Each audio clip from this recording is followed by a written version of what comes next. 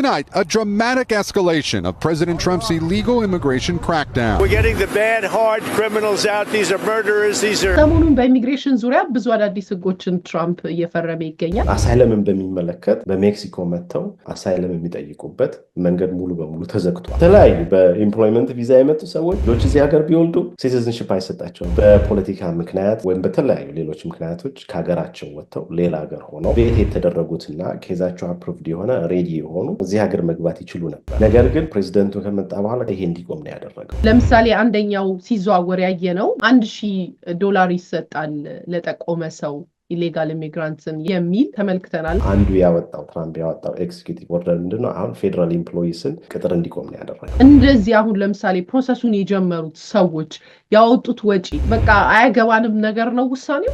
ዞሮ ፕሮግራሙ ሲቋረጥ ይሄ የወጣ ወጪ እንከፍላለን የሚል ነገር የለውም። በዚህ ወቅት ግን ለመጠየቅ ቪዛ ዝግጁ የሆኑ ምን ማወቅ አለባቸው? ከኢትዮጵያ የሚመጡ ብዙ ተማሪዎች አሁን ቪዛ ቶሎ ብዙ ላይ ሰጣቸው ይችላል። ባል ሚስቱን በቀላሉ ቶሎ ላይ ያመጣ ይችላል። በትምህርት ወይም ደግሞ በቪዚቲንግ መጥተው አሳይለም መጠየቅ የሚያስቡ ሰዎች አሉ። ወቅቱ እንዴት ነው? አሳይለም ይሰጠኝ ብሎ የሚናገረው ሰው የማስረዳት ሸክሙ በአሁን ዘመን ጠንከር ያለ ነው። ስለዚህ አሳይለም ከመጠየቁ በፊት አንድ ሰው ጥሩ አሳይለም ኬዝ አለኝ ወይስ የለኝም፣ በማስረጃ የተደገፈ ነው ወይስ አይደለም፣ ስቶሪ ጥሩ ነው ወይስ አይደለም የሚለው ማሰብ ያስፈልጋል። ሰላም እንደምን ከርማችኋል? ኪዲ ነኝ ከካናዳ።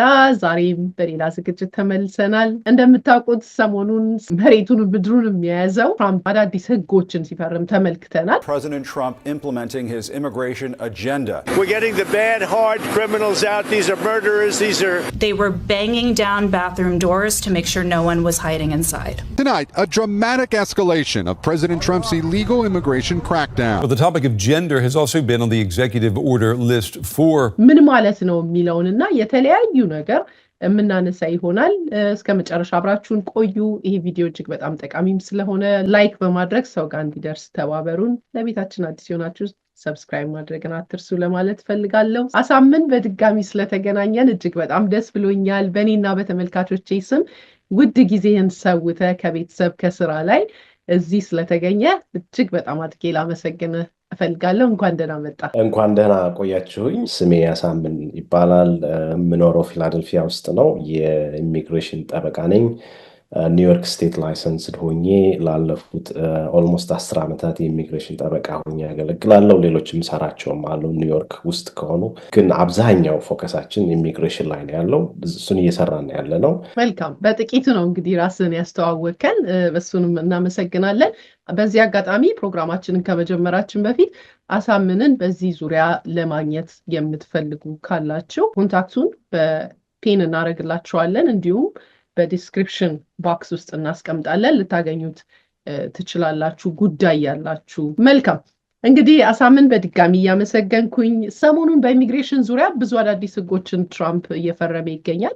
ከነዛ ምን ናቸው የሚለውን ብናይስ መጀመሪያ። እሺ፣ አመሰግናለሁኝ ኪዲ። እንግዲህ ከጃንዋሪ 20 ጀምሮ እስከ ዛሬ ድረስ ብዙ ኤክዚኪዩቲቭ ኦርደርስ የሚባለውን የስራ አስፈጻሚው ትዕዛዝ ወይም የስራ አስፈጻሚው ህግ ሊባል በሚችል መልኩ ፕሬዚደንቱ ሲያወጣ ነው የከረመው። እንደውም ሪከርድ ነው የሰበረው። ባለፈው አንድ አርቲክል እያነበብኩ ነበር። ሌሎች ፕሬዚዳንቶች ከቡሽ ጀምሮ ከትንሹ ቡሽ፣ ከዛ በኋላ ኦባማ፣ ከዛ በኋላ ራሱ፣ ከዛ በኋላ ባይደን፣ ከዛ ተመልሶ ትራምፕ በመጀመሪያ ቀናቸው ውስጥ አብዛኞቹ ፕሬዚዳንቶች አንድ ወይም ሁለት ኤክዚኪዩቲቭ ኦርደር ነው የሚያወጡ። አንዳንዶቹ እንደውም አይወጡም። ትራምፕ 28 ኤክዚኪዩቲቭ ኦርደርስ ነው በዛን ቀን የፈረመው። እስከዛሬ ድረስ በየቀኑ ሊስቱን መከታተል እስከሚያቅተን ጊዜ ድረስ እየፈረመ ቀጥሏል። በአጠቃላይ እኔ የሚመለከተኝ ኢሚግሬሽን አካባቢ ስለሆነ 5 ዋና የኤክዚኪዩቲቭ ኦርደርስ አውጥቷል ብዬ ነው የማምነው። ከዛ ውጭ ያሉትም ሊኖሩ ይችላሉ፣ ግን እንደው ጀነራሊ ግን 5 ናቸው ሊባል ይችላል። አንደኛ ናሽናል ኢመርጀንሲ፣ ይሄ አገራዊ የሆነ የአስቸኳይ ጊዜ አዋጅ አውጇል። በተለይ በሜክሲኮ ላይ ናሽናል ኢመርጀንሲ አውጆ ኦልሬዲ በሳውዘርን ቦርደሩ እንዲዘጋ አድርጓል። አንዱ እሱ ነው። ሁለተኛው ይሄ ሪፊውጂ ከተለያየ ሀገር የሚመጡ ሰዎች ሪፊውጂን አቅም የሚቀበልባቸውን ከዚህ በፊት ባይደን ያወጣቸው እንዴት መቀበል አለብን የሚለው በአመት ስንት መቀበል አለብን የሚለውን እሱ ሙሉ በሙሉ ሰስፔንድ አድርጎታል። በዚህም የዌልካም ኮርፕስ የሚባለው ቆሟል። ሶስተኛው ሪሜን ሜክሲኮ የሚባለው የአሳይለም ሲስተም ተመልሶ መጥቷል። ዲፖርቴሽን ላይ ከፍተኛ የሆነ ስራ እየሰሩ ነው ያሉት እስካሁን ባለው ሁኔታ።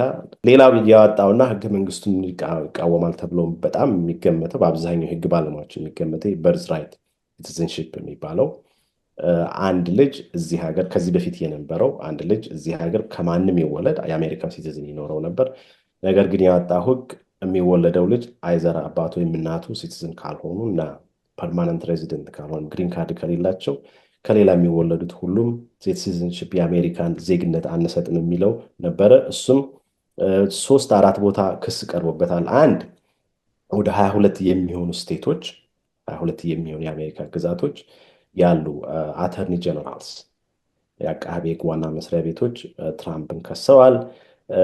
ሌላ አሳይለም የጠየቁ እናቶች 5 እናቶች በዚህ የምንቀጥል አሳይለም ጠይቀው እርጉዝ የሆኑ 5 እናቶችም ክስ አቅርበውበታል። የተለያዩ ነን ፕሮፊቶች ይሄ በጥቁር መብት ላይ የሚሰሩ ነን ፕሮፊት ኦርጋናይዜሽንም ክስ አቅርበውበታል።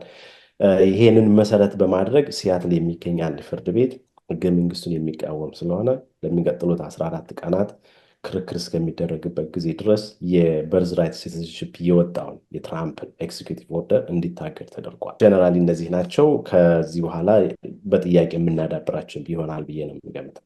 መልካም። አንድ በጣም ኢንትረስቲንግ የሆነ ነገር ያነሳኸው የሜክሲኮ መሪ ቀርባ ከትራምፕ ጋር ኦልሬዲ ግብ የገቡ ነገር እስከሚመስል ድረስ ስትናገር ተመልክተናታል። And Mexican President Claudia Sheinbaum has yet to issue an updated statement, but she has previously said that she would approach tariffs with a quote cool head. ተዋጊ ጀት የሚመስሉ እንደገና ስደተኞቹንም በሰንሰለት ታስረው በዛ ሁኔታ እነዚህ ከስር የወጡ ናቸው ወይስ ኖርማሊ ላይክ ኢሌጋል የሚሏቸው አይነት ስደተኞችን ነው? በዛ ሁኔታ ይቻላሉ? ስደተኛን በዚህ ያክል ሁኔታ ይሄ ድራማቲክ በሚመስል ሁኔታ መሄድ የተለመደ ነው ወይስ ትራምፕ እንደው ሚዲያውን ለመግዛት ያደረገው ነገር ነው? መልሱ የተለመደ ነው። በነገራችን ላይ ሁሉም ፕሬዚዳንቶች ዲፖርት ያደርጋሉ። ግን አንዳንዶቹ ፕሬዚዳንቶች ከውጭ ሀገር ዜግነት ካለው መራጭ ጋር ላለመጣላት፣ ለምሳሌ ከስፓኒሽ ከሚናገሩ ሰዎች ጋር ላለመጣላት እንደዚህ ለሚዲያ አያቀርቡትም ነው። ዲፖርት ያላደረገ ፕሬዚዳንት እኔ እዚህ ሀገር ጠበቃ ከሆንኩበት ጊዜ ጀምሮ የለም። ሁሉም ዲፖርቴሽን የሚደግፉ ናቸው። ልዩነቱ ግን ዲግሪው ነው። ለምሳሌ ከዚህም በፊትም እንደተናገርኩት ላለፉት ምናልባት 20 ዓመታት እንደ ፕሬዚደንት ኦባማ ዲፖርት ያደረገ መሪ የለም። ዲፖርቴሽኑ በሱ ጊዜ በጣም ብዙ ፕሮባብሊ ወደ 3-4 ሚሊዮን አካባቢ ነው ዲፖርት ያደረገው። ግን ሚዲያ ላይ እንደዛ ግን አልሰማነውም ማለት። ነገር ግን ትራምፕ እንግዲህ አመጣጡን እናውቃለን አይደል? የተመረጠበት አንዱ ምክንያት ብለን የምናስበው ሜጀር ምክንያት ብዙዎች ቢሆን ግን ከነዛ ውስጥ አንዱ የኢሚግሬሽን ጉዳይ፣ በተለይ በሳውዘርን ቦርደር በጣም ብዙ ሰው ከተለያየ ዓለም በእግሩ እየገባ ዲሞክራቶች ቦርደራችንን ክፍት አደረጉት፣ ወንጀለኞች እየገቡ ነው፣ ድራግ የሚያዘዋውሩ ሰዎች እየገቡ ነው እና እነዚህን ሰዎች ማቆም አለብን በማለት ለህዝቡ ለአሜሪካ መራጭ ህዝብ በመናገሩ ይሄ ትልቅ ችግር ነው ተብሎ ነው የተመረጠው። ስለዚህ የመረጠውን ህዝብ የመረጠውን ቤዝ ማስደሰት አለበት። ለዚህ ነው ብዙ ጊዜ ኒውስ ላይ የምናያቸው አብዛኛው ነገር የፖለቲካ ጉዳይ ነው። ይሄ ከህግ ጉዳይ በተለየ መልኩ ማለት ነው። This is part of their show of force after the president signed his executive order declaring a national emergency at the U.S. southern border. For the first time, migrants being deported not on chartered flights like before, but on military aircraft. 2 flights landing this morning in Guatemala. We're getting the bad, hard criminals out. These are murderers. These are... እርግጥ ነው ላለፉት 5 ቀናት አካባቢ በየቀኑ የሚታሰሩ አይስ የሚባለው ኢሚግሬሽን አስፈጻሚ መስሪያ ቤት የሚይዛቸው ዲፖርት የሚደረጉ ወንጀል የሰሩ ሰዎች ቁጥር ጨምሯል። በየቀኑ ቢያንስ 500 ሰው እና ከዛ በላይ እያሰሩ ነው ያሉት። አሁን ከዚህ በፊት በነበረው ስታቲስቲክስ ከ200 እስከ 300 ነበር። ስለዚህ እየጨመረ በአንድ በኩል ይሄ ይቀጥላል ወይ? ይሄ መጀመሪያ ላይ ስለሆነ ነው በአንድ በኩል። በሌላ በኩል ደግሞ እርግጥ እዚህ ሀገር ያለውን ዲፖርተብል የሆኑ ሰዎችን ሙሉ በሙሉ አግኝተው እነዚህን ሰዎች ዲፖርት ለማድረግ ገንዘብ አለ ወይ? ኢንፍራስትራክቸር አለ ወይ? ማን ፓወር አለ ወይ? ፖሊሶች አለ ወይ? ሚሊታሪው ኢንጌጅ ማድረግ ይቻላል ወይ? ኢቨን ሚሊታሪውን ራሱ ኢንጌጅ ብናደርግ ሰዎች እንዴት እናገኛቸዋለን? በጣም ብዙ ነው። ገብቶሻል? ከ10 እስከ 12 ሚሊዮን የውጭ ሀገር ዜጋ ያለ ዳኪመንት ባለበት ሀገር ውስጥ እና ከ330 ሚሊዮን በላይ ህዝብ በሚኖርበት አሜሪካ ውስጥ ይሄንን ነገር በቀላሉ ማድረግ የሚቻል አይደለም የሚል ሀሳብ ነው ያለኝ። ዲፖርቴሽኑ ከዚህ በፊትም ነበር፣ አሁን አለ። ትንሽ እስካሁን ባለፉት 5 ቀናት የሚያሳየው ትንሽ የሚጨምር ነው። ይሄ ይቀጥላል ወይ? ቅድም ያነሳቸውን ጥያቄ ይዘው የሚመጣ ነው። ያው በጣም የሚገርም ነው። አሁን ያነሳኸውን ብዛት ያለውን ዲፖርተብል የሆኑ ወይም ዲፖርት ሊደረጉ የሚችሉ ሰዎችን ለማድረግ ትራምፕ ባቀደው እቅድ እንኳን 60 ዓመት ላይ ይፈጃል እየተባለ ሲሳቅበት ተመልክቻለሁ። በጣም በኮስትም ደረጃ በምንም ደረጃ። ስለዚህ ያው ይሄ እጅግ በጣም ለሌሎች ለኛ ወገኖች በተለይ የሚያረጋጋ ነው። ከሚዲያው መጫጫ ሳይሆን መሬት ላይ ያለው ነገር ምንድን ነው የሚለውን ረጋ ብሎ ይሄ ዝናባማ ወቅት እስከሚያልፍ አንገት ደፍቶ ማለፍን ነው የሚጠቁመን ስመለከተው። መልካም። ብዙ ሚዲያው የሚገርመው የሀበሻው ብቻ ሳይሆን የነጮችንም ጨምሮ በጣም የሚያጫጩኸው ልክ እሱ ስልጣን ኖሮት የፈረመ ያክል አድርጎ ነው። እርግጥ ነው ከነገርከን አንጻር ለምሳሌ ልክ ኦፊስ እንደገባ ቦርደሩን መዝጋት ፓወር እንዳለው የሚያሳይበት ሁኔታ አለ። ስለዚህ እሱን ለይተን ብናይ ዛሬ መልካም ነው ብዬ ነው የማስበው። የሚችላቸው ማስፈጸም የሚችላቸው እና ማስፈጸም ደግሞ የማይችላቸው ጊዜ የሚወስዱ ምናልባት በክስ ደረጃ እሱ 4 ዓመት ብቻ ነው ኦፊስ መቀመጥ የሚችለው። ድጋሚ እንኳን መመረጥ የማይችልበት ሁኔታ ነው ያለው ሁለተኛው ተርም ስለሆነና እሱን ብናይ መልካም ነው ብዬ አስባለሁ። ማስፈጸም የሚችላቸው የሚባሉት ኤክዚኪዩቲቭ ኦርደሮች ከህገ መንግስቱ የሚመነጩ ህገ መንግስቱ ለፕሬዝዳንቱ የሰጠው ስልጣን አለ።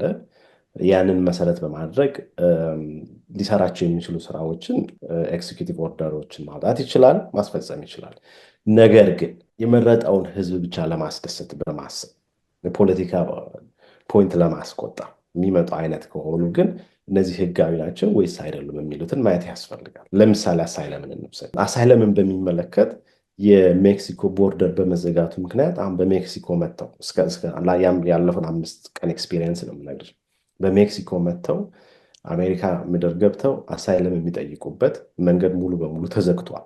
ሙሉ በሙሉ ነው የተዘጋው። በነገራችን ላይ በባይደን ዘመን ለማነጻጸር ያክል ሜክሲኮ ውስጥ ይሆናሉ። አንድ አፕ አለ፣ ሲቢፒ የሚባል አፕ አለ። በዛ አፕ ውስጥ ሰዎች ወደ ኢንተርቪው ለመደረግ ስኬጁል ያደርጋሉ።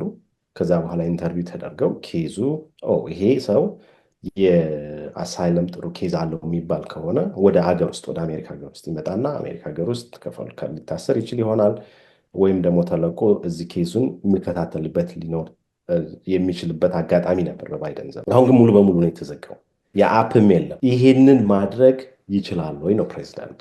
ፕሬዚዳንት ለምሳሌ ሙሉ በሙሉ በሳውዘርን ቦርደር የሚመጡት በሜክሲኮ የሚመጡትን ማንኛውም የውጭ ሀገር ዜጎች አሳይለም የመጠየቅ መብታችን የመከልከል መብት አለው ወይስ የለውም ብለን ስናስብ ናሽናል ኢመርጀንሲ ወይም ደግሞ የአስቸኳይ ጊዜ አዋጅ የማወጅ ስልጣን አለው። ነገር ግን በአስቸኳይ ጊዜ አዋጅ ሙሉ በሙሉ የአሳይለም መብትን ሊገፍ የሚችል ስልጣን የለውም። ምክንያቱም በአሜሪካ ሕግ መሰረት አሳይለም እንደ ራይት ነው። አሜሪካ የአሳይለም ሕጎችን በሚመለከት ያሉ ዓለም አቀፍ ኮንቬንሽኖች ወይም ትሪቲስ ፈርማለች። ያንን ሁሉ የሚቃወም ያንን ሁሉ የሚቃወም ስለሆነ እንደዛ ማድረግ አይችልም። እርግጥ ነው መዝጋት ሊችል ይሆናል። አሳይለም መብቱን ግን ሙሉ በሙሉ በሚያስቀር መልኩ መሆን የለበትም ነው። ይሄ አንድ ምሳሌ ልትወስጂው ትችላለች። ሁለተኛ ምሳሌ ቅድም በርዝራይት ሲቲዝንሺፕ ያለው ነው። በህገ መንግስቱ በግልጽ በ14ኛው አሜንድመንት በ14th አሜንድመንት ላይ ማንኛውም ህፃን ልጅ እዚህ ሀገር ከማንም ይሁን ዳኪመንትድ ከሆነ አንዳኪመንትድ ከሆነ ቤተሰብ የተወለደ የአሜሪካ ዜግነት ይኖረዋል ይላል በግልጽ። ያንን የሚሽር እንትን ያመጣው ሰውየው ይዞ የመጣው ምንድነው? አይዘር እናትና አባት ሲቲዝን መሆን አለበት ወይም ፐርማነንት ሬዚደንት መሆን አለበት። ከዛ ውጭ ያሉትን የአሜሪካ ዜግነት አልሰጥም ማለት። ለምሳሌ አንድ ተማሪ መጣች እዚህ ሀገር ልትማር። አንድ የሜዲካል ዳክተር ሬዚደንሷን እዚህ ለመጨረስ መጣች፣ ግን አርግዛን የመጣችው አርግዛ መታ እዚህ ብትወልድ የአሜሪካ ዜግነት አይሰጠውም ማለት ነው።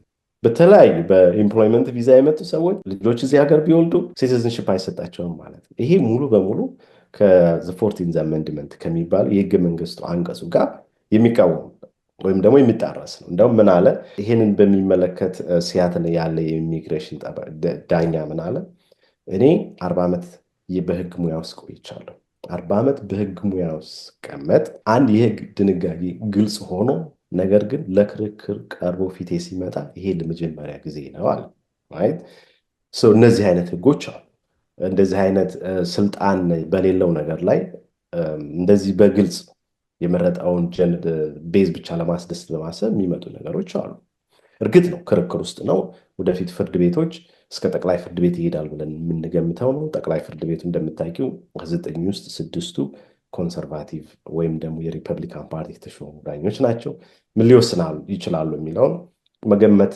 አንችልም በአሁን ሰዓት ግን ህገ መንግስቱ ግን በግልጽ ማንም ህፃን ልጅ እዚህ ሀገር ከተወለደ ከምንም ይሁን የአሜሪካ ዜግነት ይኖረዋል የሚል በግልጽ የተቀመጠ ነገር አለ እነዚህ ሁለት ምሳሌዎች የሚያሳዩሽ ምንድነው ፕሬዝዳንቱ ስልጣን በሌለው ነገር ላይ ውሳኔ ሲወስን ነው ስለዚህ በሁለቱም ላይ አሁን ክስ ስፔሻሊ በበርዝ ራይት ሲቲዝንሺፕ ላይ ክስ ቀርቦበታል በዚህ በሳውዘርን ቦርደሩ ላይ ክስ መቅረብ አይቀርም በቃ ስልጣን ያለው ነገሮች ግን አሉ ለምሳሌ የፌደራል መንግስቱን በሚመለከት እንዴት የፌደራል መንግስቱ ማኔጅ ይደረግ የፌደራል መንግስቱ ምን ፕራዮሪቲ ይኖረው ፎከሱ ምን ይሁን የሚለውን በሚመለከት ግን ፕሬዚዳንቱ ሙሉ ስልጣን አለው ለምሳሌ ጾታ ወንድና ሴት የሚለው ላይ ስልጣን አለው ፕራዮሪቲስ ለምሳሌ የአሜሪካ የውጭ ጉዳይ ለሚቀጥሉት 4 ዓመታት ምን መሆን አለበት በሚለው ላይ ስልጣን አለው አሜሪካን ከፓሪስ ክላይሜት ፓክት የማስወጣት ስልጣን አለው አሜሪካን ከወርልድ ሄልዝ ኦርጋናይዜሽን አባልነት የማውጣት ስልጣን አለው ብዙ ስልጣኖች አሉ አብዛኞቹን ስልጣኖች በደንብ ተጠቅሙበታል ወደፊት የሚጠቀምበታል ብለን እናስባለን ከዛ በተጨማሪ ኢቭን ለኮንግረሱ የተሰጠ ስልጣን ቢኖር የኮንግረሱ ደግሞ ለፕሬዚዳንቱ የሚሰጥበት አሰራር አለ አሜሪካ ያንንም በመጠቀም አንዳንድ ነገሮች እያወጣ ይገኛል ማለት ነው እውነት ለመናገር ያነሳቸው ነገሮች አንዳንዶቹ ዋው ነው ያስባሉኝ ለምን እኛም አፍሪካውያን ነንና ኢትዮጵያውያን ነንና እርዳታ አቆማለሁም ሲል የፈረመው ያየው ይመስለኛልና እሱ ክርክር ላይ ሳይገባ በሱ ፊርማ ብቻ ተፈጻሚ የሚሆን ነው ማለት እንችላለን yes አሁን ለምሳሌ የፌደራል ግራንቱን አሜሪካ ለሌሎች ሀገሮች የምትሰጠው እርዳታ አለ አሁን አንቲል ፈርዘር ኖቲስ ያን ሊቆም ሁሉ ተደርጓል የውጭ ጉዳይ ሚኒስትሩ ማርኮ ሮቢዮ ያለው ይሄንን ተረጋግተን ሁሉንም ነገር እስከምናይ ጊዜ ድረስ ወደፊት ሌላ ተለዋጭ ትዕዛዝ እስከምናመጣ ድረስ አሁን አሜሪካ በማንኛውም ሀገር ላይ የምትሰጠው ማንኛውም አይነት የገንዘብ እርዳታ ሊቆም ተደርጓል ኦኬ ይሄን ማሰብ ያስፈልጋል ግን አንድ ነጥብ አሁን ያወስኩትን ነገር ልንገርሽ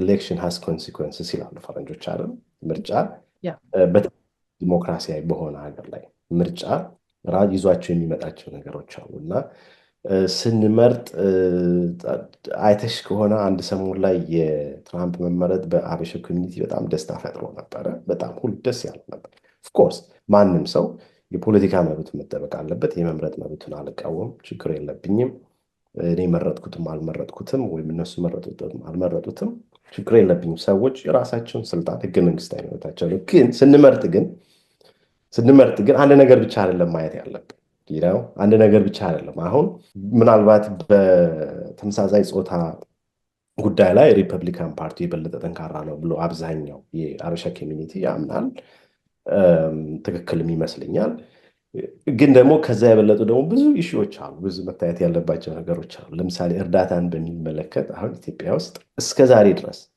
ኢትዮጵያን ከሚረዱት አገሮች እንደ አሜሪካ የሚረዳ የለም ኦኬ አሜሪካ 20 ሚሊዮን መብላት ያቃታቸውን ሰዎች ይዘን ያንን ማጆሪቲውን የሚረዱት ስቲል አሜሪካውያን ናቸው እሱ እየቆመ ነው ያለው ሌሎች ነገሮችም አሉ ለምሳሌ ከኢትዮጵያ የሚመጡ ብዙ ተማሪዎች አሁን ቪዛ ብትወል ብዙ ላይ ሰጣቸው ይችላል ብዙ ባል ሚስቱን በቀላሉ ቶሎ ላይ ያመጣ ይችላል ብዙ ኮንሲኩዌንስ አለው ገብቶሻል ስለዚህ ስንመርጥ ምርጫ አንድ ሹ ላይ ብቻ መንጠልጠል ያለብን አይመስልም ይሄ ግል አስተያየት ብዙ ሰው ሊቃወመኝ ይችላል ችግር መልካም ሌላ እንግዲህ ያነሳቸው ነገሮች አሉ እሱ የፈረመው በኢሚግሬሽን ዙሪያ ያነሳቸው ነጥቦች አሉ ወደ ሌሎቹም በቀጣይ ብንገባ ደስ ይለኛል ለምሳሌ ዌልካም ክራፕስ ስለሱስ ምን አይነት አዲስ ነገሮች አሉ ፈርሟል ወይ እስቲ ንገረን ዩጂ አድሚሽን ፕሮግራም የሚባል ነበረ። ያ ማለት ምንድነው? በፖለቲካ ምክንያት ወይም በተለያዩ ሌሎች ምክንያቶች ከሀገራቸው ወጥተው ሌላ ሀገር ሆነው ለብዙ ዓመታት ያክል የቆዩ ለምሳሌ ከኢትዮጵያ ወጥተው ኬንያ ውስጥ የቆዩ ሊሆኑ ይችላሉ። ከኢትዮጵያ ወጥተው ሱዳን ውስጥ የቆዩ ሊሆኑ ይችላሉ። ከሱዳን ወጥተው ኢትዮጵያ ውስጥ የቆዩ ሊሆኑ ይችላሉ። እነዚህ በሪፊውጂ አድሚሽን ፕሮግራም ውስጥ ለብዙ ዓመታት ቬት ይደረጋሉ። እነዚህ ሰዎች ወንጀለኞች ናቸው ወይ አሸባሪዎች ናቸው ወይስ አይደሉም? አሜሪካን ሀገር ቢሄዱ በሰላም ሰርተው የሚኖሩ ናቸው? ቬት ይደረጋሉ። እነዚህ ሰዎች በመጀመሪያ ትክክለኛ ኬዝ አላቸው ወይ? ለምንድነው ከሀገራቸው የወጡ? ጀስቲፋይድ የሆነ ምክንያት አላቸው ወይ? ኦኬ እሱ የሚኖራቸው ከሆነ እነዚህ ሰዎች ሰላማዊ ሰዎች ናቸው ወይስ አይደለም የሚሉትን ቬት ተደርገው ለብዙ ዓመት ይጠብቃሉ። ለብዙ ዓመት ለምሳሌ ከ10 ዓመት በላይ የሚጠብቁ አሉ። 7 ዓመት 8 ዓመት ኬንያ ውስጥ ሱዳን ውስጥ የኢትዮጵያና የኤርትራ ጦርነት ከመካሄዱ በፊት ኤርትራውያን ትግራይ ውስጥ ለብዙ ዓመት ይቆዩ ነበር። እስከ 10 ዓመት ይቆዩ ኤርትራውያን ነበሩ አይደል? በሪፊውጂ ፕሮግራም ውስጥ የነበሩ እነሱ በዲሞክራቶች ዘመን በባይደን ዘመን ቬት የተደረጉትና ኬዛቸው አፕሩቭድ የሆነ ሬዲ የሆኑ እዚህ ሀገር መግባት ይችሉ ነበር፣ እየገቡም ነበረ። ነገር ግን ፕሬዚደንቱ ከመጣ በኋላ ከዛ በኋላ ይሄ እንዲቆም ነው ያደረገው። እነዚህ ሰዎች ኢቨን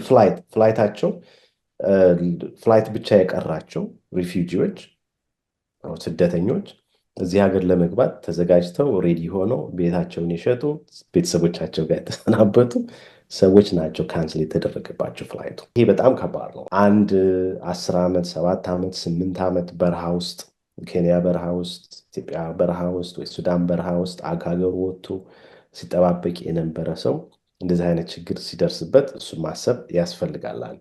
ሁለተኛ ዌልካሚንግ ኮርፕስ የሚባሉት ታስታውሺ ከሆነ 5 ኢትዮጵያውያን እየሆኑ ወይም ደግሞ 5 እዚህ ሀገር የሚኖሩ 5 ሰዎች አንድ ሪፊውጂን ከሆነ ሀገር ያለ ሪፊውጂ የተባለ አሁንም አፕሩቭድ የሆነ ፖለቲካሊ ኬዝ አለው እንደገና በጣም ችግር የሌለበት ሰው ነው ተብሎ አፕሩቭ የሆነ ሬዲ የሆነን ሰው እዚህ ሀገር አምጥተው ራሱን እስከሚችል ድረስ እዚህ ሀገር መጥቶ ወረቀቱን ይዞ ሶሻል ሴኪሪቲ ነምበሩን ይዞ ወይም ግሪን ካርዱን ይዞ የተለያዩ የስራ ፈቃዱ በአጠቃላይ ይዞ እዚህ ሀገር መጥቶ እስከሚሰራ ራሱን እስከሚችል ድረስ እነዚህ 5 ሰዎች የምግቡን ወጪ ይችሉታል፣ የቤቱን ወጪ የሚችሉት አይነት ፕሮግራም ተደርጎ ነበር። ያ ሙሉ በሙሉ አንቲል ፈርዘር ኖቲስ ወደፊት ተለዋጭ ትዕዛዝ እስከሚመጣ ጊዜ ድረስ ሰስፔንድ ተደርጓል። የሪፊውጂ ፕሮግራሙ ሰስፔንድድ ነው። እንደገና ይሄ ዌልካሚንግ ኮርፕስ የሚባለውም ሰስፔንድድ ተደርጓል በህጉ መሰረት። ይሄ የኢትዮጵያና ኤርትራውያንን አንዱ ትልቅ አፌክት የሚያደርገው ኤክዚኪዩቲቭ ኦርደር ይሄ ይመስለኛል። ያ ግሩፕ 5 በተለምዶ በተለይ በካናዳ ላይ በተደጋጋሚ የሚባለው ነው ይሄ ግሩፕ 5 የምንለው እና ብዙም ጊዜ ያልወሰደባችሁም በጣም በቅርብ እንጃ 1 ዓመት 2 ዓመት ነው ያንን ሙሉ ለሙሉ በተቀዳ በሚመስል መልኩ ተግባር ላይ የዋለ የነበረ ፕሮግራም ነው እና ከዚህ ቀደምም በነበረን ፕሮግራም በጣም እርግጠኛ በሚባል መልኩ ይሰርዘዋል ብዬ ከማስባቸው ፕሮግራሞች ብለህ አንስተኸው ጠቁመኸው ነበር። ግን አሁን እኛ እንዲህ ስንነጋገረው ለኢንፎርሜሽን ያክል ለእኛ ሊቀለን ይችላል። ይሄ ግን እጅግ በጣም አሳዛኝና ልብ የሚሰብር ብዙ ነገሮች እንዳልከው ፍላይት የወጣላቸውን ካንስል ማድረግ በጣም ከባድ ነገር ነው። እዛ ጋር እስከሚደርሱ ድረስ እነዚህ ሰዎች ለህይወታቸው እንደሚያሰጋቸው ብዙ ነገር ተረጋግጦ ነው። ስልጣን አለው ይሄን ማድረግ ማለት ነው። ያ ስልጣን አለው። ፕሬዚደንቱ በትክክል በግልጽ ስልጣን አለው። ያ የሪፊውጂ አድሚሽን ፕሮግራሙን ማኔጅ የማድረግ ሙሉ የሆነ ህገ መንግስታዊ ስልጣን አለው። ከኮንግረሱ ስልጣንም የሚመነጭ ነው። በደንብ ስልጣን አለው እንደዚህ ማድረግ። ቤተሰቡን ስፖንሰር ያደረገ ለትራምፕ ቮት ያደረገ ሰው አይኖርም ብዬ ተስፋ አደርጋለሁ። ለምን በራስ ላይ እንደመፍረድ ነው። ይሄ ያንን የጀንደር አይዲዮሎጂውን ብቻ አይተን የገባንበት ሁኔታ ካለ ያው ወርዝ ያደርጋል አያረግም ለዛ ሰው የሚለው አንድ ምሳሌ ልንገርሽ። አሜሪካውያን ናቸው ሁለቱም ባልና ሚስት እና ሚስቱ አንድ ሆስፒታል ውስጥ ቪኤ ሆስፒታል ቬተርናሪ አፌርስ የሚባለው ሆስፒታል ውስጥ ነርሲንግ ተቀጥራ ኤቭሪቲንግ ከጨረሰች በኋላ እንግዲህ ሁለቱም ባለ ሚስትን ትራምፕ ነው የመረጡት። ሚስት ለመቀጠር ኦሬዲ ኢንተርቪውን አልፋ ሁሉን ነገር አድርጋ ከጨረሰች በኋላ አንዱ ትራምፕ ያወጣው ኤክዚኪዩቲቭ ኦርደር ምንድነው? አሁን ፌደራል ኢምፕሎይስን አሁን በዚህ ሰዓት ቅጥር እንዲቆም ነው ያደረገው። ቅጥር እንዲቆም በማድረጉ ምክንያት ሚስትየዋ ከስራ ውጭ ሆናለች ማለት ነው። ወይም ስራ የማግኘት መብቷን አጥታለች ማለት ነው። ራሳቸው መርጠው የሚጎዱ ሰዎች በፖለቲካ ዓለም ላይ አሉ እና ተመሳሳይ ነው። አሁንም ፕሬዚዳንትን መምረጥ መብት ነው። ማንም ሰው የፈለገውን ሊመርጥ ይችላል። ግን በመመረጡ ምክንያት የሚደርሱ ችግሮች ግን በጣም ብዙ ችግሮች አሉ። እንዳልሽው ቀላል ነገር ነው ለእኔና ላንቺ ወይም ደግሞ ይሄን ለሚመለከቱ ሰዎች። ግን ኬንያ ውስጥ አንድ የኬንያ ሬፊውጂ ካምፕ ውስጥ ላለፉት 5፣ 6፣ 7 ዓመታት የተቀመጠ ሰው ሁሉ ነገር አልቆ በቃ አሜሪካ ገብቼ ቤተሰቦች እረዳለሁ፣ ራሴን ህይወት እንዲህ አደርጋለሁ ሲያስብ ካንስል ሲደረግበት የሚሰማውን ስሜት ማሰብ ያስፈልጋል። በጣም ፐርሰናል የሆነ በጣም የሚያሳዝን አይነት ነገር ነው ለሌላው ሰው በጣም እና በሚዲያ ሲዘዋወር ያየናቸውም ነገሮች አሉ። አሁን ቅድም ያነሳኸው ሜክሲኮ ቦርደር ላይ የሰረዛቸው የባይዴንን ህጎች ሲያለቅሱ እናቶች ተመልክተናል። መልካም። አንድ ደግሞ ምናልባት ማንሳት ያለብን ለምሳሌ አንደኛው ሲዘዋወር ያየነው በጣም ቫይራል ወጥቶ የነበረው $1,000 ይሰጣል ለጠቆመ ሰው ኢሌጋል ኢሚግራንትን የሚል ተመልክተናልና ምን ያህል እውነታ ነው? እኔ ስፈልገው እንኳን ማግኘት አልቻልኩም እና ምን ያህል እውነታ ነው ይሄ ዜና? እውነታ አይደለም። የመጀመሪያው በዛን ጀምር። ሁለተኛ በፌዴራል መንግስቱ ወይም በትራምፕ የወጣ አይመስለኝም። የአንድ የሪፐብሊካን ስቴት አይ ቲንክ ሚሲሲፒ ይመስለኛል ስቴት አንድ ህግ አውጪ ሚሲሲፒ ውስጥ ያሉትን አንዳኪመንትድ እና ወንጀለኛ የሆኑ ሰዎችን ስለማናውቃቸው ለሚጠቁም $1,000 ብንሰጥ አብዛኞቹ እናገኛለን፣ ዲፖርት እናደርጋለን የሚል የህግ ድራፍት ገና ወደ ህግ ይውጣልኝ ብሎ በስቴት ደረጃ የወጣ እንደሆነ ነው ማውቀው እስከዛሬ ድረስ ማለት ነው እንጂ በትራምፕ ፕሬዚደንት ትራምፕ ከወጡ ኤክዚኪዩቲቭ ኦርደሮች አይደለም። ይሄ መረዳት አለብን። ሁለተኛ በስቴት ደረጃ ያለ ገና ወደ ህግነት ያልተቀየረ ግን እንደ ህግ ይውጣ ተብሎ በአንድ የህግ አውጪ ሰው ድራፍት የተደረገ ነው። ስለዚህ ይሄንን አንደርስታንድ ማድረግ አለብን። ህግ አንድ ነገር ወደ ህግ ከመቀየሩ በፊት ፕሮሰስ አለው አይደል? ህጉ መጀመሪያ ይረቀቃል፣ ያለ ህግ አውጪዎች ይቀርባል። ህግ አውጪዎች ያንን ይከራከሩበታል፣ ይወያዩበታል። ነው ይሄ መግባት አለበት፣ ይሄ መግባት የለበትም። ከዛ በኋላ ቮት ይደረጋል። ከዛ በኋላ ህግ ሆኖ ይወጣል። ህግ ሆኖ የወጣውም ስቴት በአንድ ስቴት ውስጥ ህግ ሆኖ ይወጣ በሌላ ስቴት ላይ የሚፈጸም አይደለም። በፌዴራል መንግስቱ ኢሚግሬሽን ህጎችን ህገ መንግስቱን መሰረት ባደረገ መልኩ በፌዴራል ኮንግረንሱ ሊወጣ የሚችል ህግ ከሆነ ያን ልናወራበት እንችላለን። ግን ምንድን ነው ችግሩ? አብዛኛው ሰው እንግዲህ እንደምታውቂው የሶሻል ሚዲያ ሰዎች ሆነናል አይደል? ሶሻል ሚዲያ ላይ ይሄን አሁን $1,000 እቀበላለሁ ብሎ የሚቀልዱ ሰዎችም ነበሩ። ብዙ ስናወራ ነበር አይደል በዚህ ጉዳይ ላይ።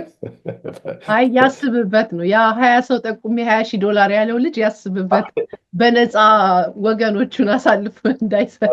አሜሪካ የሚገኘውን ኤክስ ባለቤቴን ጠቁምና $1,000 ላግኛለችን ኢትዮጵያ አለቻል። ሰው መረዳት ያለበት ነገር ምንድነው? የሚሰማው ነገር ሁሉ እውነት እንዳልሆነ መረዳት አለበት። ማንን ነው የምንሰማው የሚለውንም መረዳት አለበት። ባለሙያዎችን ለመስማት ነው መዘጋጀት ያለብን እንጂ አሁን ላለፉት 5 ቀናት የምናየው ነገር በቃ በጣም ብዙ ነው። እኔም አንዳንዴ ሶሻል ሚዲያ ያለሁኝ እና ሰዎች እንደምታውቂው ነው ያለሙያችን እናወራለን አይደል? እና ያንን ወደ ሶሻል ሚዲያ ላይ ይዞ ቀርቦ የሚሰማ ሰው አለ። ግን ማንን ነው መስማት ያለብን የሚለውን ሰው ሊያስብበት ይገባል። በጣም የሚገርመው አልታዘዝም ያሉ ስቴቶችም ተመልክቻለሁ። ትራምፕ ዲፖርቴሽኑንም ሁሉንም ፕሮቴክት እንደዚህ ኢሚግራንትን ፕሮቴክት የሚያደርጉ በተለምዶ እናንተ እንዴት ነው ብሉ ስቴት እና ሬድ ስቴት ነው የምትሉት ካልተሳሳትኩ፣ እንደዛ አይነት ስቴቶች አሉና ለሱ የማይታዘዙ የትራምፕ የራሱ ደጋፊዎች የማይበዙበት ስቴቶች አልታዘዝም ሲሉም የተመለከትንበት ሁኔታ አለ። እሱንስ የሚሰሙ ሰዎች ምናልባት ወደ እንደዚህ አይነት ከተሞች ሙቭ እናርግ ሊሉ ስለሚችሉ ምን ያህል እውነታ ነው ይሄ ነገር? ሳንክቹሪ ሲቲ የሚባሉ አሉ በኢሚግሬሽን ህግ ውስጥ። ምንድናቸው እነዚህ ሲቲዎች? አንድ ሰው እዚህ ሀገር የመኖሪያ ፈቃድ ይኑረውም አይኑረውም እኛ ለፌዴራል መንግስቱ አሳልፈን አንሰጥም ነው። የኢሚግሬሽን ኢንፎርስመንት ወይም ደግሞ የኢሚግሬሽን መስሪያ ቤቶች አሉ። ለምሳሌ እንደ ICE የሚባሉት እና እነሱ በፌዴራል መንግስት ስር ነው ያሉት። እነዚህ ሳንክቹሪ ሲቲ የሚባሉት ደግሞ በየስቴቱ ስር ነው ያሉት። ስለዚህ የፌዴራል መንግስቱ በኢሚግሬሽን ጉዳይ ላይ የሚያወጣቸውን የኢሚግሬሽን ህጎች እኛ አትሊስት አንተባበርም አይነት ነገር ነው እና የማይተባበሩ ሲቲዎች አሉ። ለምሳሌ ባልቲሞር፣ አይ ቲንክ ፊላዴልፊያ፣ ሎስ አንጀለስ ምናምን የመሳሰሉት ሲቲዎች ብናያቸው ሜየሮቹ ይላሉ እኛ ለአይስ ለሚባለው መስሪያ ቤት እንደውም ጥቆማ አንሰጥም፣ ጥቆማ እንዲሰጥም አንፈልግም የሚሉ አሉ። እንደውም አንዳንድ ሲቲዎች ኢቭን ወረቀት የሌላቸውን እዚህ ሀገር ግሪን ካርድ የሌላቸው የመኖሪያ ፈቃድ የሌላቸው ራሳቸው ሲቲዎች በሚያትሙት መታወቂያ ሁሉ እየሰጧቸው እንደነበር እናውቃለን። ስለዚህ ሙሉ በሙሉ በአብዛኛው የኢሚግሬሽን ህጎች የሚፈጸሙት በፌዴራል መንግስቱ ባሉ መስሪያ ቤቶች ነው። ስቴቶች ለዚህ ነው ወይም ሲቲዎች እኛ ያገባንም የራሳችሁ ጉዳይ ነው መሄድ ትችላላችሁ። በምሳሌ ላስረዳች። ለምሳሌ አንድ ሰው አንድ ከተማ ውስጥ ለምሳሌ ፊላደልፊያ ውስጥ ወንጀል ፈጸመ እንበል። ያ ሰው የስራ ወይ የመኖሪያ ፈቃድ ላይኖረው ይችላል። የመኖሪያ ፈቃድ ከሌለው ያ ሰው በፖሊስ ይያዛል። በፖሊስ ከተያዘ በኋላ ከፍተኛ የሆነ ወንጀል ካልሆነ ይለቁታል። ዲፖርት አድርገው ወይም ደግሞ አስረው ዲፖርት ማስደረግም ይችላሉ። ለምሳሌ ይሄ ሰው እንደዚህ ወረቀት የሌለው ሰው ነው፣ እንደ አይነት ወንጀል ሰርቷል ብለው የአይስ መስሪያ ቤት ውስጥ ቢደውሉ እነሱ መጥተው ያንን ሰው ወስደው ዲፖርት ለማድረግ ይችሉ ይሆናል። እንደ ወንጀሉ አይነት ማለት እንደ ወንጀሉ አይነት። ነገር ግን ሲቲዎች ያሉ ግን እንደዛ አናደርግም ማለት ይችላሉ። እኛ አያገባንም፣ ይሄ ራሳችሁ ነው፣ ከፈለጋችሁ ራሳችሁ ፈልጋችሁ ማሰር ትችላላችሁ፣ ራሳችሁ ፈልጋችሁ ዲፖርት ማድረግ ትችላላችሁ፣ አያገባንም አይነት ነገር ነው። ስለዚህ በፌዴራል መንግስቱና በክልሎች ወይም በስቴቶች ወይም በሲቲዎች መካከል ያለው አናስፈጽምም፣ አታዘዛለሁ፣ አልታዘዝም የሚለው ችግር ከዛ ነው የሚመነጨው እና በአንድ በኩል ሁሉም ስቴቶች ሁሉም ሲቲዎች በፌዴራል መንግስቱ የሚወጡትን ህጎች የማስፈጸም ግዴታ አለባቸው። በሌላ በኩል ደግሞ ሲቲዎች እና ሜየሮች ደግሞ ፖለቲካል ቤዛቸው እንዲነካም አይፈልጉም። እነሱ ለምሳሌ ዲሞክራቲክ የሆነ ሲቲ እንደዚህ አይነት ዳኪመንት የሌላቸውን ሰዎች እየያዙ የሚያሳስሩ ከሆነ ነገ እዛ ሲቲ ውስጥ ያለ የሌላ ሀገር ዜጋ እነሱን አይመርጣቸው። ስለዚህ ከጀርባ ፖለቲካ ነው አሁን የሚደረገው። ግን የፌዴራል መንግስቱ ምን ማድረግ ይችላል? የሚሰጡ እርዳታዎችን እምቢ ማለት ይችላል። ወይም ደግሞ እኔ በምፈልገው የኢሚግሬሽን ስራ ላይ የምትሳተፉልኝ ከሆነ ይህን ያክል ገንዘብ ልሰጣችሁ ይችላሉ፣ ካልሆነ ግን አልሰጣችሁም ሊል ይችላል። ስለዚህ እንደዛ እያደረጉ ይሄ ክርክር ባይዘው አሁን ይመጣ አይደለም። በቃ የኢሚግሬሽን ኢንፎርስመንት የኢሚግሬሽን ጉዳይን የሚያስፈጽሙ መስሪያ ቤቶችና ክልሎች ወይም ስቴቶች እና ሲቲዎች እርስ በርሳቸው የሚጓተቱበት ለብዙ ጊዜ የኖረ የኢሚግሬሽን ታሪክ ነው እና አዲስ ነገር የተፈጠረ አይደለም። ግን አሁን ልዩነቱ ምንድን ነው ብለሽ ካሰብሽ ትራምፕ በመጀመሪያው ተርም ላይ ብዙ ሰዎች አይወዱትም ነበር ማለት ይቻላል። አሁን ግን አብዛኛው ሰው መርጦታል። ይሄን አንደርስታንድ ማድረግ አለብን እና አንዳንድ ዲሞክራቲክ ሲቲዎችም አሁን በፕሬዚደንት ትራምፕ የሚወጡትን የኢንፎርስመንት ስትራቴጂዎች እናስፈጽማለን እያሉ ለምሳሌ ኒውዮርክ ሲቲ ሜየር የሚታወቀው ከዚህ በፊት ኒውዮርክ ሲቲ ሳንክቹሪ ሲቲ ነው፣ አያገባንም፣ እናንተ ከፈለጋችሁ መታችሁ የፈለጋችሁትን ማድረግ ትችላላችሁ፣ እኛ ግን እንደዚህ አይነት ሰዎችን ለእናንተ ጠቁመን አንሰጥም የሚሉ አይነት ሜየሮች ነበሩ የነበረው ኒውዮርክ ሲቲ። አሁን ያለው የኒውዮርክ ሲቲ ግን ከፕሬዚዳንቱ ጋር ሰራለሁ የሚል አይነት ነው። አንዳንዶቹ ለውጦች አሉ። ከመጀመሪያው ላይ የነበረው የፖለቲካ ሁኔታ እና አሁን ሁለተኛው ላይ ፕሬዚደንቱን በሚመለከት ያለው የፖለቲካ ሁኔታ ይለያል። በሁለተኛው ምርጫ ላይ ከ75 ሚሊዮን ህዝብ በላይ መርጦታል ሰውየውን። ያለው ትሬንድ እሱ የሚያወጣቸውን ህጎች ለማስፈጸም ተነሳሽነት የሚታይባቸው ሆኗል። በጣም እያሰብኩ የነበረው ስለ ግሩፕ 5 ብለን የምንለው እኛ በሰዎች 5 ሰዎች ተሰባስበው ቅድም ያነሳ ነው ስፖንሰር ያደረጓቸው ሰዎች ወይም ደግሞ አሁን በቃ ፍላይት ወጥቶላቸው በሌላ መልኩ ኖ የተባሉ ሰዎች ይሄ ነገር ሲመጣ አብሮት ወጪ ያለ ብዙ ነገሮች አሉ። እንደዚህ አሁን ለምሳሌ ፕሮሰሱን የጀመሩት ሰዎች ያወጡት ወጪ ልክ በቃ አያገባንም ነገር ነው ውሳኔው። ዞሮ ፕሮግራሙ ሲቋረጥ ይሄ የወጣ ወጪ እንከፍላለን የሚል ነገር የለውም። አንቲል ፈርዘር ኖቲስ ሰስፔንድ አድርገናል የተባለው። ስለዚህ ሁሉም ባለበት ነው የሚቀጥለው። ሬዲ ሆነው እኮ ወደዚህ ሀገር ለመምጣት የነበሩ ነበሩ አይደል? በተለይ አሁን የተለያየ ሀገር ሲኖሩ የነበሩ ብዙ ስልኮች ማገኘው ለምሳሌ ከደቡብ አፍሪካ፣ ሳውዝ አፍሪካ፣ ከኬንያ፣ ከዩጋንዳ ኢቨን ከሱዳን ምንድነው የሆነው? እዚህ ሀገር ዘመድ ካላቸው በተለይ 5 ሰው ይፈልጉና እነዛ 5 ሰው ስፖንሰር ሊያደርጓቸው ሁሉን ነገር ጨርሰውላቸው ፕሮሰሳቸው ይታያሉ። ኦልሞስት የጨረሱ ሁሉ ናቸው የቆመውና ይሄ ጉዳት ደርሶብኛል ያ ጉዳት ደርሶብኛል ሊል አይችልም። ፕሬዚዳንቱ ስልጣን እስካለው ድረስ ሁሉም ነገር ነው የሚቆመው። ግደት የመሰለ ውሳኔ ነው እውነት ለመናገር ብዙን ማለት ይሄ እንዴት ነው ያላማከለ ይሄ ማስተዋል ያለው ነገር የማይመስልም። አንደኛ እዚህ ደረጃ ከደረሰ በኋላ በሰዎቹ ቦታ ራሳችንን አርገን ስናይ በጣም ከባድ ላይክ ሳይኮሎጂካሊ እንደገና ፋይናንሻል በጣም ብዙ ጉዳት እንደደረሰባቸው ነው ያየሁት። እኔ በጣም ነው ያዘንኩት ይሄንን በመስማቴና ሌሎች እንግዲህ በጣም ሰፋ ያሉ ነገሮች ማንሳት እንችላለን። ነገር ግን ያላነሳ ዛሬ አጠር ያለ ቪዲዮ ለመስራትም ያሰብነው ገና ነው፣ ፍጻሜው ገና ነው። እሱ የፈረማቸው ብለን ያሰብናቸው ከዚህ በላይ ያላነሳናቸው ነገሮችም ካሉ እስቲ አንተ ጠቁመኝ። ሌላው አሁን የፕሬዚደንት ትራምፕ ወደዚህ መምጣት ትልቅ ውጤት ይኖረዋል ብለን የምንገምተው የቪዛ አሰራራቸው አሁን የበለጠ አስቸጋሪ ይሆናል። ዲሌይ ይኖራል። ፕሮሰስ መደረግ ያለባቸው ኬዞች እድሜያቸው ይረዝማል ማለት ነው። ለምሳሌ አሁን ባለው ሁኔታ ገና ኦሬዲ ለነገሩ 5 ቀን ነው የዲፓርትመንት ኦፍ ሆምላንድ ሴኪዩሪቲ ዋና ኃላፊ ገና አሁን የተሾመችው። ስለዚህ አዳዲስ ፖሊሲዎችን ኢትዮጵያውያንና ኤርትራውያንን የሚመለከቱ አዳዲስ የውስጥ ፖሊሲዎችን ገና ፕሬዚዳንቱ ካወጣቸው ኤክዚኪዩቲቭ ኦርደር በላይ ገና ብዙ ነገር እናያለን። እነሱ ገና አልወጡም። ግን ምንድነው አሁን ባለው ሁኔታ ግን ነገሮች ሁሉ በጣም እንደሚዘገዩና እንዲህ ኢንፎርማሊ የምንሰማው ተለዋጭ ትዕዛዝ እስከምንሰጥ ጊዜ ድረስ አሁን ባለው ሁኔታ ሁሉ ባለበት እንዲሆን ነው ውስጥ ለውስጥ ያሉ ነገሮችን እየሰማን ያለ ነው። ስለዚህ ኦፊሰሮቹ አሁን ፕሮሰስ አያደርጉም፣ ኬዞችን ፕሮሰስ አያደርጉም። በአሁን ሰዓት ያለፉት 5 ቀናትን ነው የምናገረው። ግን ከፕሮባብሊ ከ1 ሳምንት ከ2 ሳምንት በኋላ በእያንዳንዱ ነገር ላይ ሊወጡ የሚችሉ የውስጥ ደንቦችን እናያለን የሚል ሀሳብ አለኝ። ከዛ ውጭ ግን አሁንም ከዚህ በፊትም ለመናገር እንደፈለግኩት እዚህ ሀገር አሳይለም የጠየቁ ሰዎች ብዙ ችግር አይኖርባቸውም።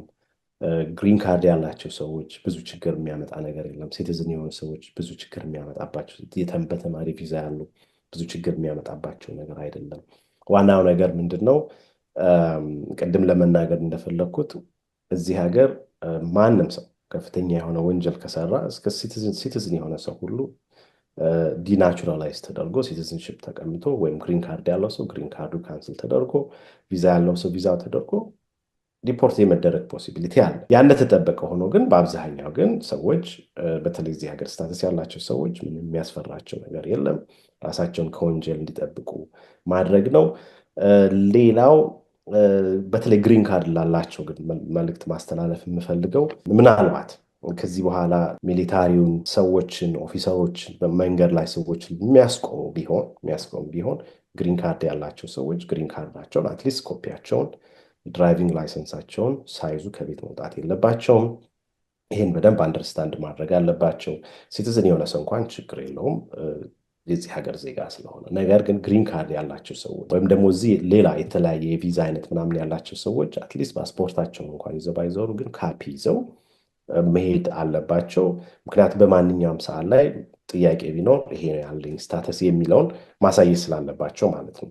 እርግጥ ነው ባይኖራቸውም ታስረው ከዛ በኋላ ይጣራል። ግን እዛ ፕሮሰስ ውስጥ መግባት አይጠበቅባቸውም እና አይደንቲፊኬሽን ካርዳቸው ካፒ ኦፍ ዜር ግሪን ካርድ አብረው ይዘው መንቀሳቀስ አለባቸው የሚለውን ብቻ ባስተላለፍ ደስ ይለኛል።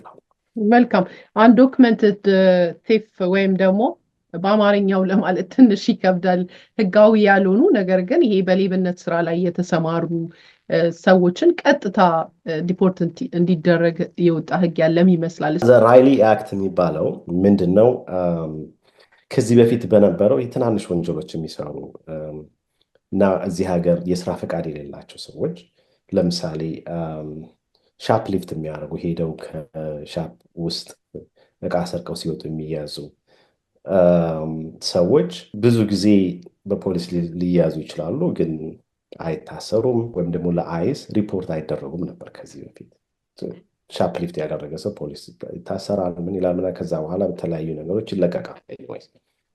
አሁን ግን በወጣው ህግ መሰረት አሁን ትራምፕ እንደውም የመጀመሪያው የኢሚግሬሽን ህግ በኮንግረስ የወጣው ግን ምንድነው እነዚህ ቴፍት የሚባሉ የስርቆት ወንጀሎችን የሰረቀ ሰው እና ወረቀት የሌለው ሰው ከሆነና ከታሰረ ወደ ዲፖርቴሽን የሚሄደው።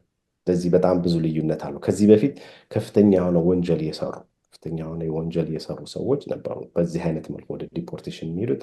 አሁን ግን ቀለል ያሉ የስርቆት ወንጀሎች ራሱ ለዲፖርቴሽን የሚያረቁ ደረጃ ላይ ደርሰዋል የሚል ነው። መልካም። በአጠቃላይ ያነሳናቸው ነገሮች አሉ። የቪዛ አሰጣጡ ላይ ትልቅ ጫና የሚፈጥርበት ሁኔታ ሊኖር ይችላል። ቪዛ የመከልከል ሁኔታ ሊኖር ይችላል። እሱን በሂደት እየተመላለስን የምናይበት ይሆናል። ይሄ እንግዲህ ከገባ በ5 ቀኑ እሱ ልክ ብዙ ዓመት የቆየ እስከሚመስል ሚዲያውን አናውጦታልና በዚህ ወቅት ግን ለመጠየቅ ቪዛ ዝግጁ የሆኑ ለምሳሌ ባላቸውን ለማምጣት እሱን ይሄ የተለመደውን አይነት ምን ማወቅ አለባቸው? የተቀየረ ነገር አለ?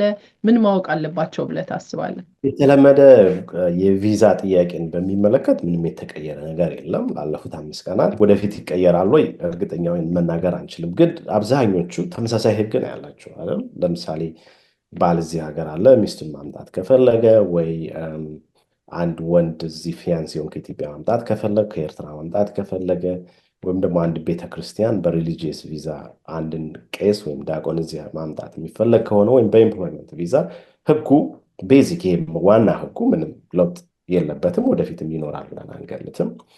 ህጉ የሚቀየርም ከሆነ በፕሬዝዳንቱ አይደለም የሚቀየረው። ህጉ የሚቀየረው ኮንግረሱ ተወያይቶበት ይሄ ፓርት ህግ መቀየር አለበት እስካልተባለ ድረስ አብዛኛው የምንሰራቸው ነገሮች ብዙ ለውጥ ይኖራቸዋል ብዬ አልገምትም። እንዳልኩሽ አንዳንድ ነገሮች ላይ ለምሳሌ እንደ ዌልካሚንግ ኮርፕስ የመሳሰሉት፣ አሳይለም በሜክሲኮ ድንበር ያሉት የመሳሰሉት፣ ዲፖርቴሽን ላይ ያሉት ነገሮች ብዙ የተለወጡ ነገሮች አሉ። ከዛ ውጭ ግን ሬጉላር እስከዛሬ ስንሰራው የነበረው ነገር ኦልሞስት ተመሳሳይ ነው። መልካም። እንግዲህ ዛሬ በሰፊ ያነሳናቸው ነገሮች ይኖራሉ። ተመልካቾች ከዚህ የበለጠ በጣም በተለይ በጭንቀት መሬቱ ላይ ሳይሆን ይሄንን ሚዲያውን ሆይታ በመስማት ብዙ ጥያቄዎች የሚኖራቸው ይኖራል። በኮመንት ሴክሽን ላይ ሊያስቀምጡልን ይችላሉ። በተመሳሳይ ይዘን እንመጣለን። እርግጥ ነው አንተም ቆይና በጣም ብዙ መረጃዎች ይኖራሉ ብለኸኝ ነበር። ነገር ግን ማረጋጋት ያለብን ይመስላል። ይሄ ነገር በጣም በሚዲያው እየተናፈሰ ነው በሚል ነው አጭር ቪዲዮ እንስራ በሚል የተገናኘ ነው። ነገር ግን ከመሰነባበታችን በፊት አንተ እንደ ምክርም እንደ ባለሙያም እንድትነግረን የምፈልገው በዚህ ወቅት ወረቀት የሌላቸው ሰዎች ቅድም ብለኸዋል። እርግጥ ግን የተወሰነ እንድትጨምር ስለፈለኩኝ ነው። ማወቅ ያለባቸው ነገር ይኖራል።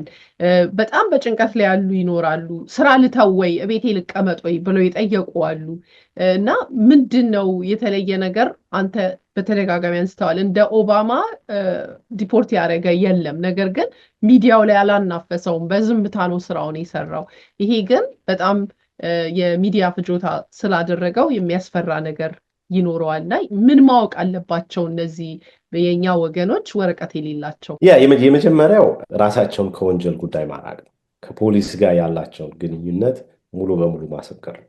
የመጀመሪያው እሱ ነው። ሁለተኛ ኢቨን ወረቀት የሌላቸው ሰዎች አሜሪካን ሀገር ውስጥ ከ2 ዓመት በላይ ከቆዩ ኢሚዲየትሊ ዲፖርት የሚደረጉ አይደለም። አትሊስት የኢሚግሬሽን ጠበቃ ፊት ቀርበው በዲው ፕሮሰስ ኦፍ ሎ ኬዛቸው ታይቶ ከዛ በኋላ ዲፖርተብል ናቸው እነዚህ ሰዎች ነው የሚባለው። ስለዚህ አንዳንድ ማስረጃዎች ከአሜሪካ ውስጥ ከ2 ዓመት በላይ ስለመኖራቸው ሊያሳዩ የሚችሉ ማስረጃዎችን ቦርሳቸው ውስጥ ይዘው መንቀሳቀስም ጥሩ ነው። ምክንያቱም በህጉ መሰረት 2 ዓመት ያልሞላቸው ግን አሜሪካ ውስጥ ያሉ እንደ ዲፖርት ይደረጋሉ ፍርድ ቤት ሳይቀርቡ። ስለዚህ እነዚህ ሰዎች ኢትዮጵያውያን ሊሆኑ ይችላሉ። ከ2 ዓመት በላይ ከሆናቸው ከ2 ዓመት በላይ እዚህ ሀገር መሆናቸውን የሚያሳዩ ዶክመንቶች ካላቸው እነሱን መያዝም አስፈላጊ ነገር ነው። በተቻለ መጠን ግን ከወንጀል ድርጊት ራሳቸውን ነፃ ማድረግ አለባቸው። አላስፈላጊ ነገር የሆኑ ነገሮችን መስራት የለባቸውም። ብዙ ወንጀል ላይ የኛ ኮሚኒቲ ይሳተፋል የሚል እንትን የለኝም። አብዛኛው ስራውን አክብሮ ስነ ስርዓቱን ህጉን አክብሮ የሚኖር ነው። ግን በህግ ሙያ ቆይታችን ግን ኢትዮጵያውያንም ሆነው ወንጀል የሚሰሩ ሻፕሊፍት የሚያደርጉ ሰዎች አሉ። ይሄን በማስረጃ ማሳየት ይቻላል። ግን ምንድነው በተቻለ መጠን አሁንም ደጋግሜ የምናገረው ሰዎች ራሳቸውን ከወንጀል ወይም ደግሞ ራሳቸውን ከፖሊስ ጋር ሊያነካካ የሚችል ማንኛውንም አይነት ነገር ማስወገድ ነው ያለባቸው። እርግጥ ነው የፖለቲካል ክላይሜቱ በጣም አስፈሪ ነው። አንድ ሰው እዚህ ሀገር የስራ ፈቃድ ሳይኖረው እየኖረ እንዲህ አይነት የፖለቲካ ክላይሜት ሲኖር እንዲህ አይነት አስፈሪ የሆነ የፖለቲካ ዘመቻ በሚመጣበት ጊዜ የበለጠ አስቸጋሪ ነው። ያሳዝናል፣ ያስጨንቃል። ያንን እንረዳለን። የህግ ባለሙያ ብቻ ሳይሆን እንደ ሰውም ስለሆነ እንረዳለን። እሱ እንደተጠበቀ ሆኖ እሱን አንደርስታንድ እያደረገን ግን አሁን ሌላ ጊዜ የምንመክረው ግን ምንድን ነው በማንኛውም አይነት ሁኔታ በተቻለ መጠን ራሳቸውን ወንጀል ነክ ከሆኑ ነገሮች ሁሉ መጠበቅ ያስፈልጋል። በዚህ ሰዓት ምናልባት የትኛው ሲቲ ላይ ምን ሊደረግ እንደሚችል ማወቅ አልተቻለም። ምክንያቱም ኢቨን ሜየሮቹ ራሱ ለምሳሌ ኒው ጀርሲ የሚገኝ ኒውዋርክ የሚባል ሲቲ ውስጥ ኢቨን ሜየሩ አያውቅም ነበረ አይስ ሬድ እንደሚኖር። የፌዴራል ኢንፎርስመንት ኤጀንሲስ ሄደው ቢዝነስ ውስጥ አሁን ዘለው ገብተው ሰዎችን የስራ ፈቃዳቸውን እየጠየቁ ያሉበት ሁኔታ ነው ያለው እና በዚህ ሰዓት ስራ መስራት አለብን ወይስ የለብንም ብሎ ማሰብ የሚያስፈልግ ይመስለኛል። ይሄን ነው መናገር የምችለው። ግን ሌላ ጊዜም ስናገር እንደነበረው ይሄንንም ጊዜ እናልፈዋለን። አይ ቲንክ የምንወስደውን ኢንፎርሜሽን እያጣራን መውሰድ ያስፈልጋል። ከማን ነው ኢንፎርሜሽን የምናገኘው የሚለውንም እሱንም ማሰብ ያስፈልጋል። የሚናገሩት ሰዎች ባለሙያዎች ናቸው ወይስ አይደሉም የሚለውን ነገር ማሰብ ያስፈልጋል እንጂ በዚህ በሶሻል ሚዲያ ላይ የሚራገበውን ነገር እየሰሙ ከጭንቀት በላይ ጭንቀት ወደ ጤነኛ ወዳልሆነ የአእምሮ ሁኔታ መሄድም ሊያመጣ ስለሚችል መታሰብ አለበት የሚል ሀሳብ ነው ያለኝ። መልካም አመሰግናለሁ። አንተም ላይ ለማከል እንደውም ከሾፕ ሊፍቲንግ የበለጠ በእኛ ኮሚኒቲ ይታሰብበት ብዬ የማስበው በጭፈራ ቤቶች በሀበሻ ይሄ የሙዚቃ ድግስ ላይ የመደባደብ ባህሪ በጣም የተለመደ ነው ከሚገርመው በላይ ማለት ነው።